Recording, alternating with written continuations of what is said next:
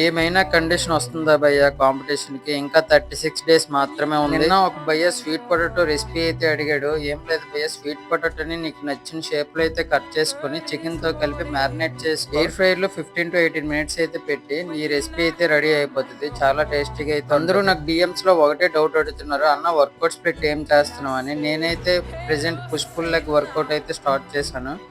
ఈ రోజు నా వర్కౌట్ లో పుష్ వర్కౌట్ అయితే ఉంది. Chest, shoulder, tricep. చెస్ట్ కి ఒక 3 వేరియేషన్స్, షోల్డర్ కి ఒక 3 వేరియేషన్స్, ట్రైసెప్ కి ఒక 2 వేరియేషన్స్ అయితే చేసుకుని వర్కౌట్ కూడా కంప్లీట్. ఈ రోజు జిమ్ లో ఒక బ్రో నా దగ్గరికి అయితే వచ్చి, అన్న నువ్వే నా ఇన్స్పిరేషన్, నాకు 10 reps కూడా రావు, నీ వెయిన్స్ చూసి నీ బాడీ పంప్ చూసి నాకు ఇంకా 5 reps ఎక్స్ట్రా వస్తాయి అయితే అన్నాడు.